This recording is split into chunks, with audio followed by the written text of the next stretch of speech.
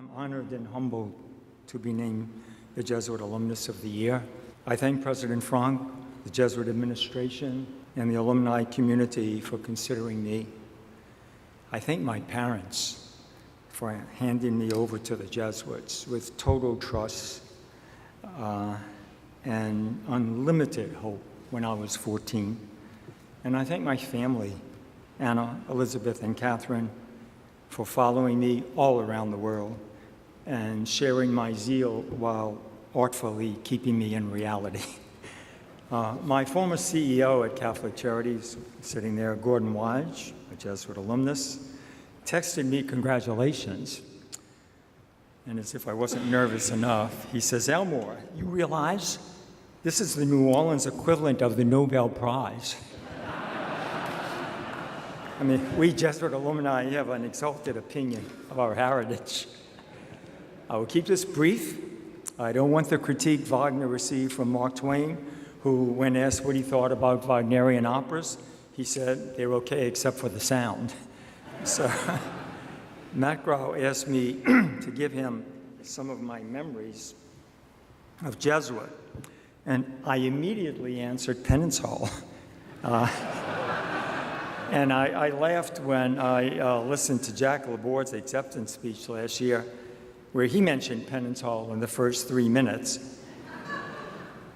And it then went back to it a couple of times more before he was finished. In my first year, I spent a lot of time after school in Penance Hall. The PH exercise then was printing the telephone book. I suffered. My family had moved to Wagaman when I was a freshman, so if I did not catch the Greyhound bus home after school, and the years before my father worked in the city and could pick me up, I had to hitchhike. It took me a while to learn the ropes here, and the specter of PH, or its adult equivalent, runs through my life. I am fanatic about meeting deadlines, probably at some level of my subconscious, fearing I will get PH if I don't close the deal. The many directions my life has taken started here. Figuring out who I was, the task of every adolescent, could have been challenging in this environment where sports then were so much a part of the culture. But academics, the band, debating were valued, maybe not with the prestige that came with sports, but everybody had a place. The debate team moderator, a Jesuit scholastic, encouraged me to read about current affairs. When I was here, each Jesuit mission sponsored a foreign mission. The southern provinces was Ceylon, or now Sri Lanka. A Jesuit missionary working in Sri Lanka visited our class wearing his white cassock. I can still see him. That did it. I had to get there. Years later, I actually did while serving in the Foreign Service. Another scholastic suggested I look at the new school for Foreign Service Georgetown was opening. So there I went. The Jesuit opened doors. They made the world irresistible and appealing, and they prepared us to tackle it. Two principles of Jesuit education that have influenced me are: one, the purpose of the education. The Jesuits are educating us for others as much as they are educating us for ourselves. And second, be your own man. Keep your conscience informed and follow it. You cannot be a bystander. To do this, to do the first, to use this Nobel Prize of an education, we have to serve. Years ago, my wife Anna, the poetry reader in the family, introduced me to Gerard Manley Hopkins, the Jesuit, of course, 19th century poet who taught Latin to Irish schoolboys. You may know his poem, Kingfishers Catch Fire. The first few lines I use often. I used to open at meetings sometimes at pace with these lines. They are: Christ, for Christ plays in 10,000 places, lovely in limbs and lovely in eyes not his, to the Father through the features of men's faces. It's beautiful, isn't it? When the Jesuits put these chips in our brains, we find ourselves looking for people and organizations that help us see Christ through the features of men's faces. Mine have been first with international organizations, and then when I returned to New Orleans, with Catholic Charities, sitting in the second pew over there. The Peace Corps and the United States State Department, in the years I belonged, truly did want its people to understand cultures, to promote human rights, and to use America's standing in the world and its riches to help the lives of others with the dignity God intended for them. I was fortunate to work under Secretary of State Warren Christopher, who was a strong advocate of human rights and remarkable in understanding those with different worldviews. The joke was that if you were getting a divorce, you would want him to be your spouse's attorney. So good that he was understanding the other side. Mrs. Gandhi was the Prime Minister when we arrived in India. At a welcoming reception for new diplomats, she told us we might find India exasperating and probably be overcome with culture shock. But she continued that when we stopped looking over our shoulder to compare India to where we came from, we would begin to see the country and her people for who they were, and come to enjoy them. And indeed we did. My wife's 3 aunts, all in their 70s and not widely traveled, visited us in New Delhi. One of the aunts, coming out onto the street from a restaurant in Old Delhi, saw people wrapped in their blankets, bedded down on the sidewalk for the night, some reading with a flashlight. Unfazed, she said, well, look at this. They're raiding their beds like we do. Living in other cultures, you come to understand that there is no them. Catholic Charities excels as an organization that challenges us to see Christ through the features of men's faces.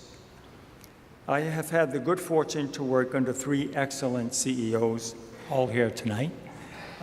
Sister Anthony Barchakowski, Gordon Wadge, and Sister Marjorie Hebert. Like the good leaders they are, they encourage visionary thinking, provide resources, remove obstacles, and then step aside to let their people go at it. Though, she's sitting here, my present CEO, Sister Marjorie Hebert, recently, in a negotiation for a possible private, not-for-profit joint venture that I am keen on, told me, half-jokingly, I think, to sit next to her in the meeting so she could pinch me if necessary. Catholic Charities is a wonderful organization for a physician to work in. Too often in this city, when we physicians work in community clinics, we write prescriptions with instructions to take this medication with food, not thinking that the patient may not have money to buy the food or the money to buy the medication. Long before the medical sciences recognized the social determinants of health, Catholic Charities was offering people shelter, food, transportation, legal assistance, and medications, whatever they needed to stay healthy. It's great when a doctor can write a prescription for a week's food along with one for an antibiotic or Prozac. I would like to take a few minutes to tell you about, one program that Sister Anthony and Monetta Clark, also here with her husband from the class of '54, her husband, not Monetta, that Sister Anthony and Monetta Clark founded and afforded me the privilege of being a part of. It was called Sierra House, though it could as easily have been called God's Hotel.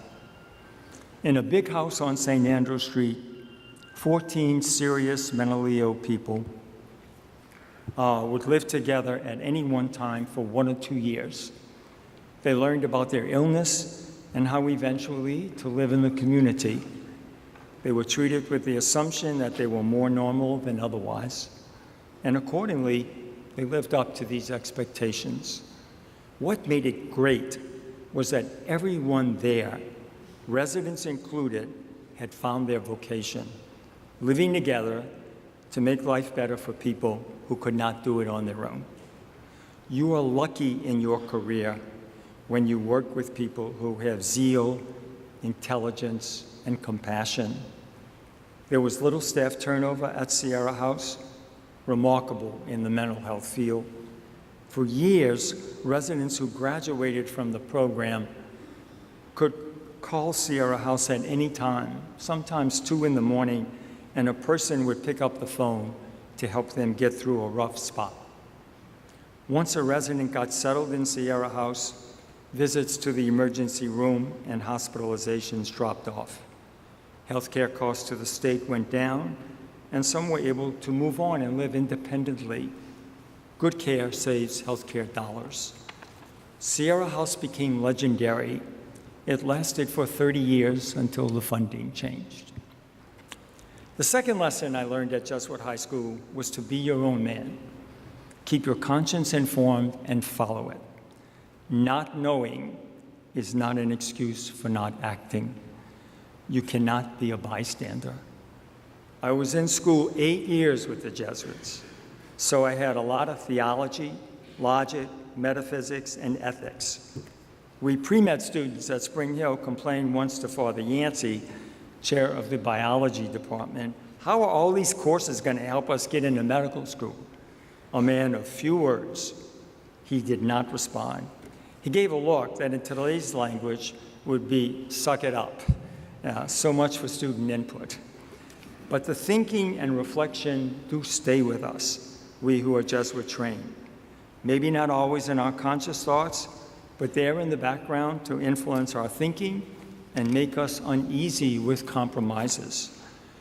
The Jesuit principle that we are educated to serve others never lets us off the hook. We are witnesses to what takes place in our world, and we have to make choices. Doing nothing is a choice. There are occasions when our institutions fail us, and we have to go it alone. In World War II, the Protestant theologian Dietrich Bonhoeffer questioned organized religion's silence in Nazi Germany. He wrote eloquently about the obligations of the bystander. The code in Hitler's Germany was, those who knew did not talk, those who did not know did not ask questions, those who did ask questions received no answers. He was imprisoned and executed. We are in the midst of a crisis in our church, and we are divided and challenged as a nation on how to move forward. It has never been more important than now that we keep our conscience alive by asking tough questions and going forward true to the Ignatian tradition. In child psychiatry, we remind parents to take advantage of each stage of their child's development because the train of childhood goes through the stations only once. I am fortunate that mine stopped at Carrollton and Banks. Thank you for this honor.